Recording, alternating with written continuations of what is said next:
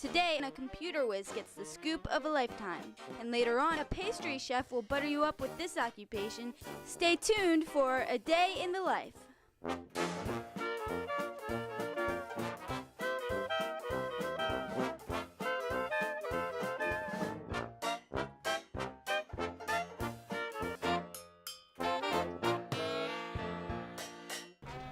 Hi, I'm John Hardison. I'm the owner of the Cold Stone Creamery here in Olney, Maryland. Welcome to my store. Hope you enjoy your stay today with us as we try to answer some of your questions. Whenever I'm training a new employee or I'm talking to friends about running an ice cream store, I often say, you know, it's not rocket science, it's ice cream. And ice cream is soft and easy.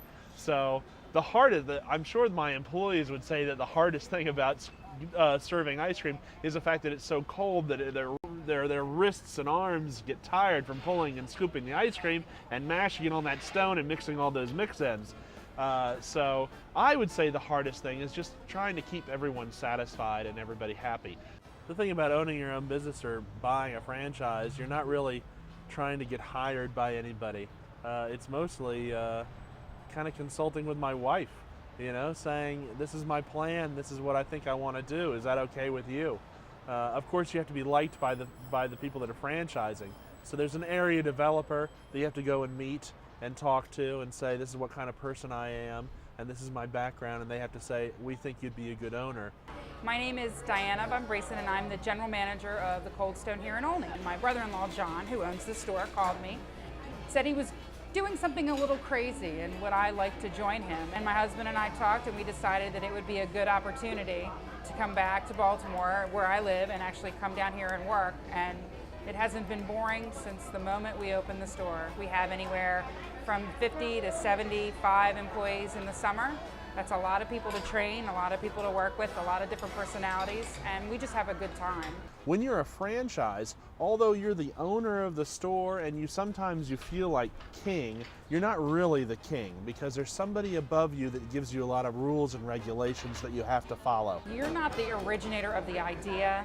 The idea has been given to you in a package, and all you have to do is present it the way the franchise would like, and you should be successful. There's a lot of personal risk that goes into small business ownership, and a franchise system is one way to reduce some of the risk. So there's a recognition when somebody drives down the street, if they've never been to Olney before and they're looking for ice cream, when they see the Cold Stone name, they may be very familiar with it and are willing to stop and purchase from my store.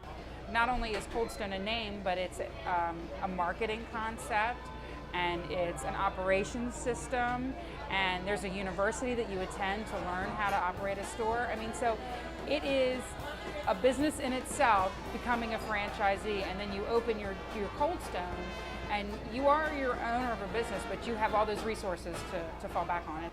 The total investment to open one of these stores is about $350,000. Luckily, not all my money. The bank, I have a loan for most of the stuff. A huge chunk of that was the construction, just building it to the way, the specifications we want it to be, the way Cold Stone wants it to be. But a large chunk is also all the equipment, the freezers, the refrigerators, the dipping cabinet, the waffle makers, the ice cream maker. That blast freezer I spoke of earlier that goes to -30 is a specialty piece of equipment. The ice cream machine is about a $15,000 piece of equipment. And unfortunately, if it breaks, I'm out of business. So there are some big price tags on some of the mechanical equipment that we have. Because Cold Stone, it's a proprietary mix made by a single dairy. That dairy gives it to our distributor, and I have to get it from that distributor. I can't get it from anywhere else. So I go ahead and I buy most of my items from that distributor. Some things I can buy in bulk at your local warehouse kind of places where I can buy boxes of Snickers, boxes of Kit Kats, whole bags of M&Ms. I can get that a little bit cheaper. So I'll run out of my truck about once a week and get those items. It's hard to keep an inventory from week to week. So I get 2 deliveries a week just because you can't store so much in a small kitchen. The owner being around really helps the crew feel more energetic and enthusiastic. If the owner's not there a lot, sometimes the crew are lax and they don't sing a lot. And so if you're looking for that entertainment factor, you need to go to a Cold Stone that you know that they sing a lot. And we sing a lot here.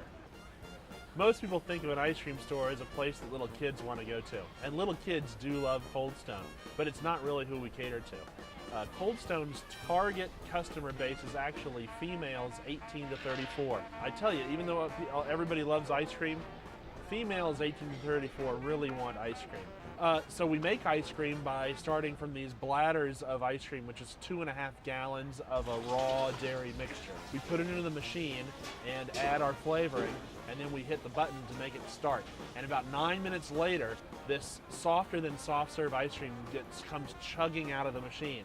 After we get all the ice cream out, it makes about 5 gallons of ice cream. We have to freeze it, flash freeze it for 4 hours at minus 30 degrees, so it becomes rock hard. Then we move it to a regular freezer, which brings it back up to 0 degrees, which is the same temperature we bring it out to show the customers and scoop it. So when a customer comes to the store, the first thing they need to do is pick their favorite flavor of ice cream. We then roll the ice cream into a ball and move it onto the Cold Stone. The stone is about 16 degrees and the ice cream is about 0 degrees. So by the time we're finished mixing, your ice cream is about 12 degrees, which is just gooey enough to be perfect. We add mix-ins on top of that and mix them up on the stone and finish it off by putting it in like a chocolate-dipped waffle cone. Makes for the best ice cream you've ever had. So there are over 30 of those items listed, and it's about 12 different ice cream types listed. I'm required to have all of those ice cream types, so I can make a coffee lovers only, or a mint chocolate chip, or a strawberry banana rendezvous. I have to have those. Now my dipping cabinet will hold more ice cream than that, so there are some slots that I have some leeway into making an optional flavor. I think my absolute favorite creation is probably peanut butter cup perfection. It's chocolate ice cream with peanut butter actually spooned into it, and then Reese's peanut butter cups and fudge. And when you own the store, you can put extra of all that stuff in there so it even becomes better. When you have the best of the real thing, nobody wants the diet part of it. We have a sinless sweet cream, which is, it doesn't have any sugar added to it. It has Splenda added to it. So if someone's dining, they can have that as a choice. Our sorbets are fat-free. But again, I'm happy to have these items. They're not big sellers. When people want to come to this store, I think they're either cheating on their diet or they don't care or whatever. They want that flavor, and nothing tastes like that creamy ice cream. I like Cold Stone personally because it's really good, thick, creamy ice cream, and you can tell that it's of really, really good quality. They were a little expensive because we're a premium product, and I always wonder how much you can charge for it while still trying to make ends meet. I'd love to be able to raise my prices, but you have to worry about what your customers will understand and what they'll accept. Even though when you open a business for yourself, you're going to have employees. But Cold Stone's kind of unique because we hire all teenagers, and there's a lot of drama that goes on in the store. So you might come in thinking, I'm going to own my business, and I'm going to run it this way, and I'm going to pay my bills this way, and I'm going to make ice cream, and I'm going to have these checklists, and I'm going to do all these things the way I want to do. But then you have that teenager equation come in, and everything goes crazy. The biggest thing to consider when hiring a staff is how enthusiastic and energetic they're going to be, how they're going to come across to the customer. You have a tendency in a small store like this, you might think, oh, you could probably just have 20 or 30 employees, but that's if they were full-time. A lot of teenagers that are only 14, 15 years old, they only want to work once or twice a week for 3 or 4 hours at a time. So you're required to have 50, 60 employees on the schedule just to fill all the shifts. Nobody works an 8-hour shift here. It's too much. Most of these people have never had a job before. This is their first job. An 8-hour shift on your feet, scooping ice cream, always having a smile on your face, it can wear down on you. It sounds like a cool thing to do. I just started a few weeks ago and I work a little bit of hours, probably like 4 times a week at most. And it's definitely a fun place to work. I like working here because the employees are really fun to work with and the customers are very enjoyable and really respectful. The whole point is to have fun. Nobody wants to come into an ice cream store where everybody's all uptight and not having a good time. If we're having a good time and the people waiting in line are having a good time, then we've done our job. I'll do my own marketing by sending out flyers, coupons. We do a lot of advertisement with a lot of schools. We'll do a silent auction. So I keep on trying to get the Cold Stone name out there. So people are always thinking about ice cream or an ice cream cake for a special occasion, and they'll still come to the store in those harder months. It's a funny thing about my store, we have a very small lobby. There are only 3 tables inside, and a lot of people complain about that. But we have the best patio probably in all of Cold Stone. It's this huge space. We share it with a coffee spot, but I tell you, on summer nights, all of Olney comes out. It's a big meetings place. People hang out here. It's a really nice place, and so it's a great location.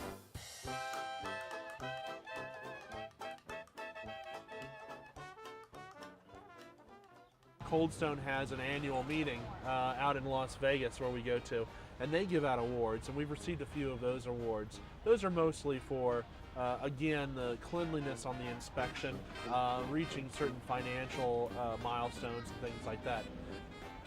As far as like national recognition, we've actually been quite lucky in that we've been selected by the CBS Evening News. They came up here and they did a big story on ice cream and on Cold Stone specifically about how the industry is growing. And of course they love the patio. They were taking pictures out here of all the people, and they had us singing inside. And it was a nice little, that's just about a 3-minute segment on Sunday night one night. Well, it was seen nationally, so it was a lot of fun. I was in there, I was singing and yelling. It's a lot of fun. We also had the Washington Times come up and do a news article, so we were featured in their business section. It was also about starting businesses and things like that. So I guess it's a good example of the little guy deciding to go out and open a store, you know, an ice cream store. You don't think of, I guess you don't think of somebody going out and opening a Best Buy, you know, that's a huge store. This is more of a little store that anybody could open, and you'd make your decision whether it's going to be, again, John's Ice Cream Store or whether it's going to be a Cold Stone Creamery. So my plans for the future are not only to have this store, but the 2 franchises in Rockville that I've already signed a contract for but haven't opened yet. But what's funny about future plans, even though I feel that it's a successful concept, Cold Stone as a company, they keep changing that franchise agreement every time they realize they need to put a stronger leash on the franchisee. And unfortunately, if I wanted to buy a 4th, 5th, or 6th store, I would have to agree to those new contract stipulations. I feel that I'm a people person, and I think in a business, especially like this, you have to be a people person. I mean, your customers are coming in and out. Everything is about the customer. It's not about staying in the back room and washing dishes or making ice cream. It's all about the customer. Also getting along with the staff, which I touched on before, about getting along with the teenagers that work for you. Somebody that wants to start a business like this, I mean, every business is different, unique. But if you're going to do an ice cream business like Cold Stone, you have to possess those skills. I think that experience is important for stuff like this. My life experience is being a manager for the pizza place, being even in managing for the computer things, working with my hands, solving problems, has all set me up to be who I am now and be successful doing ice cream. It's not to say that somebody just out of high school or out of college can't go into business for themselves. They can.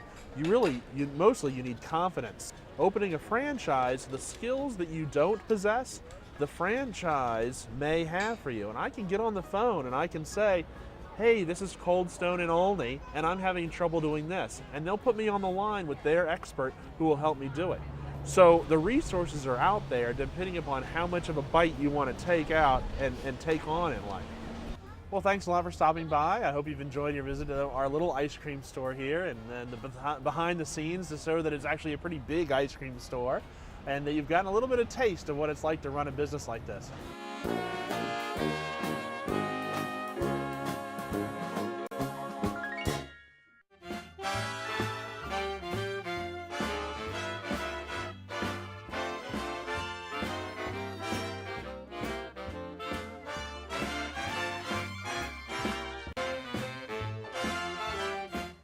Welcome to the